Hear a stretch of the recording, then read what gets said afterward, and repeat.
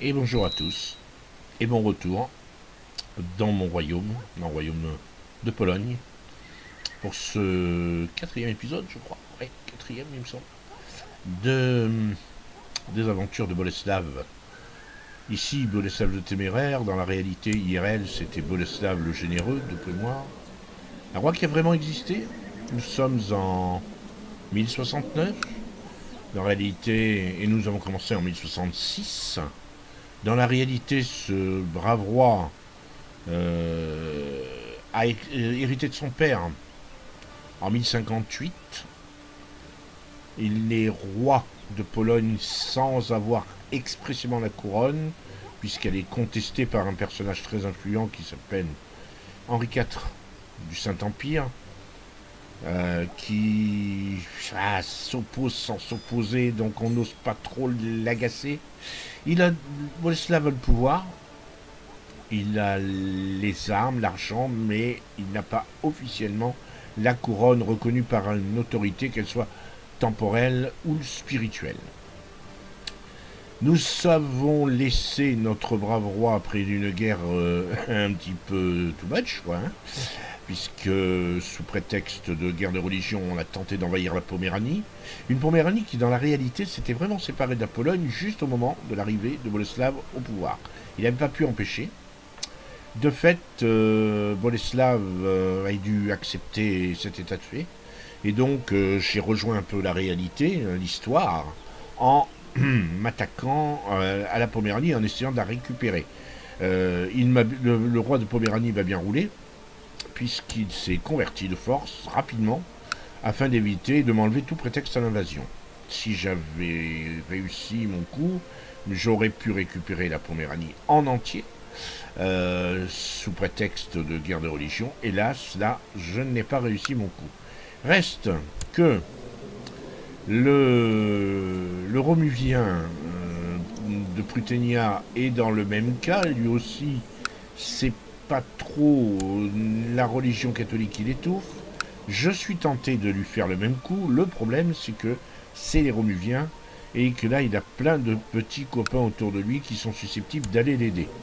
Hein, vous voyez, les Lituaniens, les Yatvigiens, les autres là de Zematsigia, ils sont, je pense, aussi, voilà. Donc c'est un peu moins cool parce que ils ont de très grosses armées. Je n'ai pas de revendication sur ces gens-là. Je teste. Ah si, je pourrais déclarer guerre, mais vous voyez, toujours une guerre sainte pour prendre la Lituanie, et je pense que j'aurai tout le monde. Peut-être pas les Lituaniens, parce qu'ils sont des rivaux et ils ont envie d'envahir la Yadvingia, mais je risque d'avoir ils risquent de me la faire à l'envers. Donc j'ai pas très envie de les attaquer. En même temps, la Pruténie est en guerre contre l'Obotricia, dans le but de prendre l'Obotricia, en fait la Pruténie veut tout simplement prendre la Poméranie et l'Obotricia, tout simplement pour commencer à constituer ce qui deviendra la Prusse IRL. Et c'est pour avoir fait des parties en Pruténie, avoir commencé des parties en Pruténie et avoir tenté de créer la Prusse, effectivement la suite logique. J'ai d'autres objectifs. Dans la réalité, Boleslav s'était un peu mêlé de tout. Il avait soutenu les Hongrois, le roi de Hongrie qui a failli être renversé par des opposants. Là c'est Arpad, mais dans la réalité c'était Geza et Bella. Et il avait commencé par les soutenir. Ensuite, il s'était mêlé de soutenir le roi de Kiev, qui était en grosse difficulté. Dans le jeu, il n'est pas du tout en difficulté, puisqu'il a assujetti Novgorod. Et il avait, parmi les rivalités, il y avait ici la Bohème, qui est quelque part là où mon curseur se dessine. Une Bohème qui gagne les possessions de Silésie, que nous voyons ici, Basse-Silésie, Haute-Silésie, parce qu'elles appartiennent, selon les Bohémiens, enfin, le roi de Bohème, ils appartiennent de facto, de jure plus exactement, ils appartiennent à la Bohème. L'empereur du Saint-Empire verrait d'un bon oeil la Bohème faire la guerre pour récupérer la Basse-Silésie et la Haute-Silésie. D'ailleurs, en tant que, dans la réalité, le Boleslav payait un tribut à Henri IV pour la possession de ses terres. C'était le seul moyen qu'il avait trouvé pour garder ses terres en étant tranquille. Alors bon, moi je suis pas aussi courageux que Boleslav à l'époque. Je m'oppose pas forcément à cette grosse machine de guerre. De fait, 2 fois il a tenté de lui reprendre par la force la Pologne ou une partie de la Pologne, mais il a été arrêté 2 fois à cause de révoltes des Saxons. Et une première fois, il a été mis en difficulté, voire même battu par les Saxons, l'empereur du Saint-Empire. La seconde fois, il a réussi à les mater, mais bon. Ensuite, le roi de Pologne, à peu près au moment où nous sommes, c'est-à-dire en 1069, a perdu sa femme. Et il s'est marié avec la fille du roi de Bohême. Donc ça a réchauffé les relations entre la Bohême et la Pologne. La Bohême a un peu laissé tomber ses revendications sur la Silésie. Et ça a un petit peu calmé les choses. Le problème, c'est que la Bohême et la Hongrie se détestaient. Donc le roi de Pologne, on se rappelle qu'il avait aidé le roi de Hongrie, il a laissé tomber le roi de Hongrie. Je vous ai dit à la fin de l'épisode précédent que j'étais très tenté à un coup de force sur Kiev, dans la mesure où Kiev, effectivement, est en guerre à l'heure actuelle. Je n'ai pas de revendications sur le royaume de Kiev, ni sur est-ce que j'ai des revendications potentielles. Non, j'ai aucune revendication. Et mon intendant que je viens de placer, il est où mon intendant? Lui, il est une quiche absolue. Oui, je peux rien faire avec lui, donc on va laisser tomber. Pour l'instant, on s'en tient au plan, on s'en tient à, à gérer notre royaume aussi benoîtement que possible. Et ici, on va envoyer. Alors là, je crois que je peux pas. Est-ce que je peux globalement, je dois pouvoir. Ah, ici. Voilà, on va réchauffer les relations ici. Pour le reste, tout est ok. Oui, le Vlost de Silésie me déteste. Enfin, me déteste, ne m'aime pas. Mais lui, c'est. Alors, la Silésie. D'ailleurs, voilà, c'est Vlost de Silésie. Lui serait plutôt tenté par une indépendance. Il est polonais. Donc, il n'a pas envie de retourner forcément avec la Bohême. Mais en même temps, il n'a pas très envie de rester sous ma coupe. Donc il faut que je me méfie de lui, ça peut être un rival dangereux. Je relance la game, il est temps d'avancer un petit peu. Après ce long préambule. Ah. Alors, le duc Przemysław de Grande-Pologne a fourni des informations prouvant que le duc Vlost a répandu des rumeurs diffamatoires sur ma personne. Comment utiliser de telles informations? Une dénonciation publique. Là, évidemment, ça ne va pas aider, me donnerait une raison d'arrêter. Menaçons-le d'une dénonciation afin qu'il ne rejoigne pas une faction. Et gardons ces informations pour nous, ne pas utiliser. Non, on va faire l'une des deux. Mais si je menace d'une dénonciation, il ne va pas rejoindre une faction pendant quelques mois, et il finira par la rejoindre. Et si par hasard, par malheur, mon roi meurt sans enfant, c'est mon héritier, ou mon héritière en l'occurrence, puisque j'ai une fille, mon héritière qui, je le rappelle, a 2 ans, qui va se ramasser une révolte de Vlost. Donc on va faire la dénonciation publique. Ça va me donner, déjà me faire haïr un peu plus ce bonhomme. Voilà. Donc, vous voyagez en carrosse, c'est un piège, et ben voilà, hein, cracaboum. Attention. Non, je ne peux pas. Et là, je pense que mon roi va... Là, cette fois, j'arrête Vlost. Il a tenté de me faire assassiner. C'est la révolte. Par contre, c'est la révolte de Vlost contre moi. C'était facile, j'ai failli me faire assassiner. Je rappelle quand même que ça arrive. Bon, allez, on va dire 1 fois sur 3, votre roi est mort. Donc là, je vais envoyer mon espion à Constantinople, nouvel espion. Vlost va le payer très cher, très très cher. Donc là, maintenant, nous avons une révolte sur les bras. Après une première guerre, une guerre des religions, vous allez voir une révolte. Et on va se dépêcher de réunir nos armées à Kalisz. Voilà.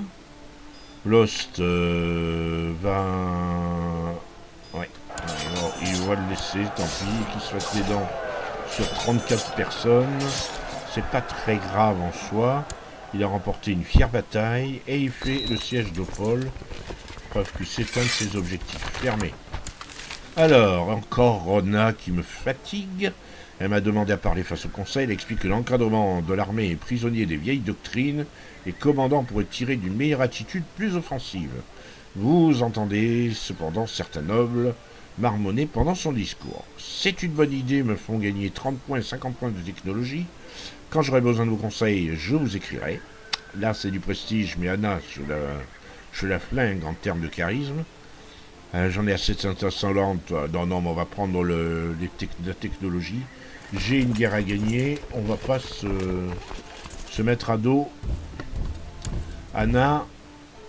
Alors, par contre, allez, des astuces.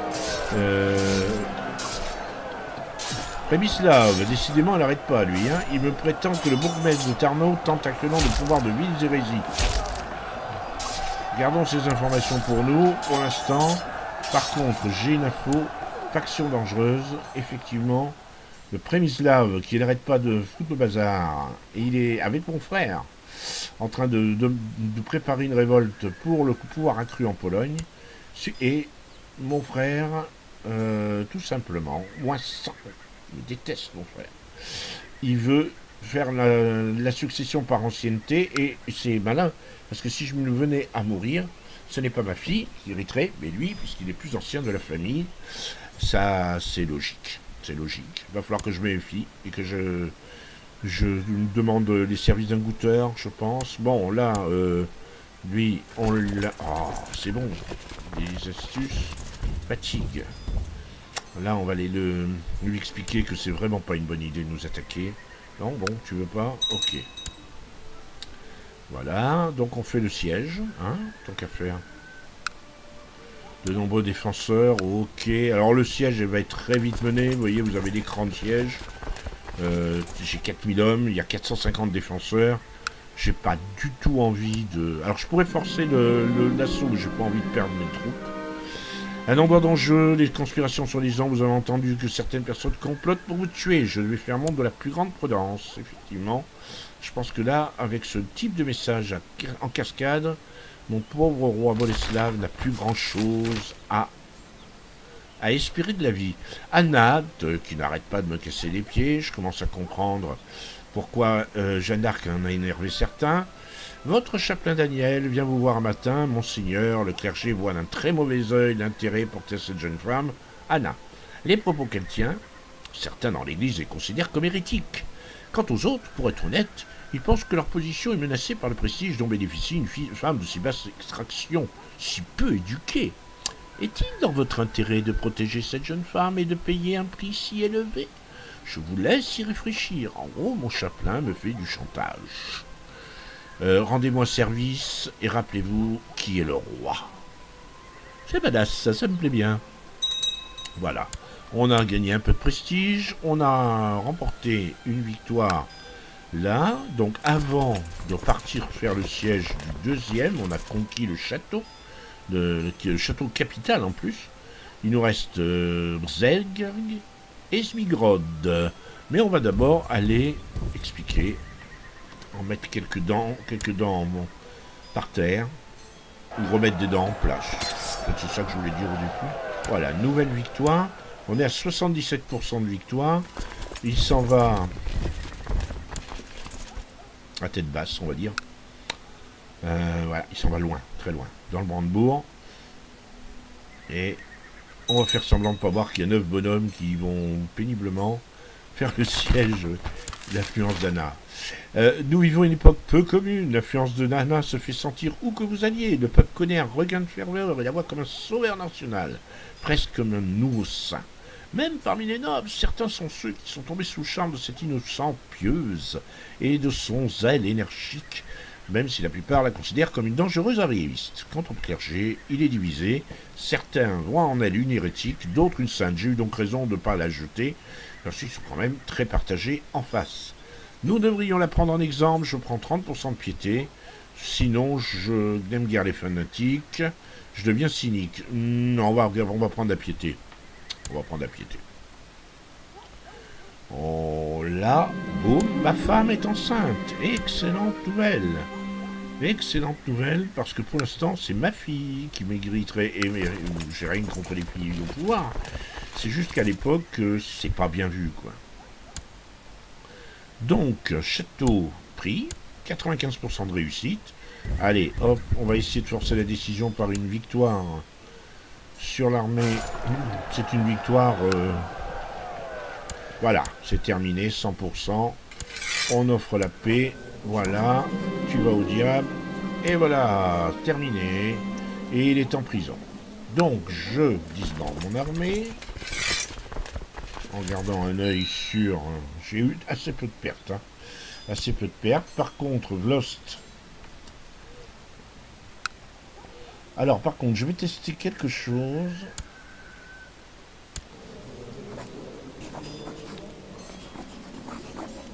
Non. Pour l'instant, le duc de Breslau, je peux rien faire.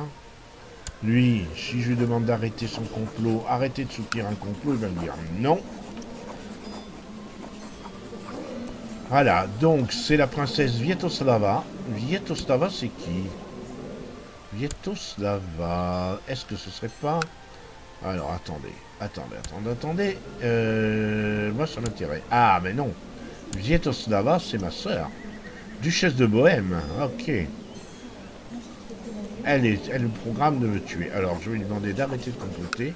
Si j'essaie de la faire tuer...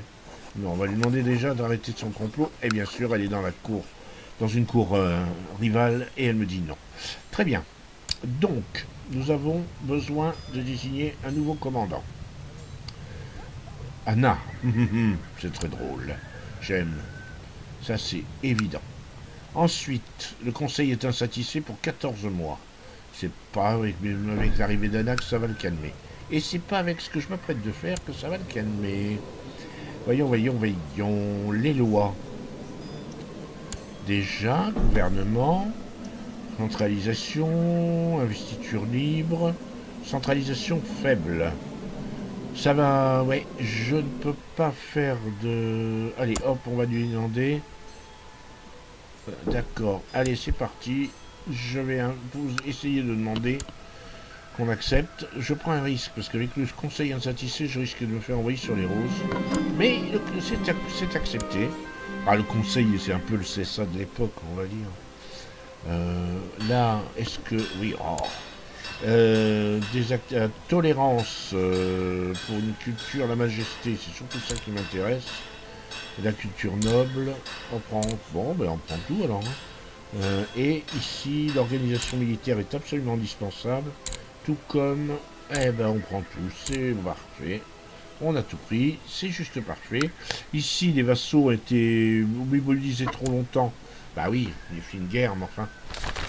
Ah, une paysanne de Poznan. Anna me fatigue, honnêtement. Ziemovit, mon chancelier, vient vous voir l'air inquiet. Il vous fait part du mécontentement grandissant au sein de la noblesse concernant la position accordée à votre petite protégée. C'est pas protégée, enfin si, un peu quand même. Nombreux sont ceux qui refusent d'admettre que cette paysanne de Poznan, qui est pourtant pieuse et compétente, reçoivent tant de privilèges qui reviennent à la noblesse. C'est un très mauvais exemple pour les paysans qui pourraient causer de l'agitation. De nombreux incidents ont été également rapportés, tels des insultes ou des manquements au protocole, impliquant Anna et divers généraux.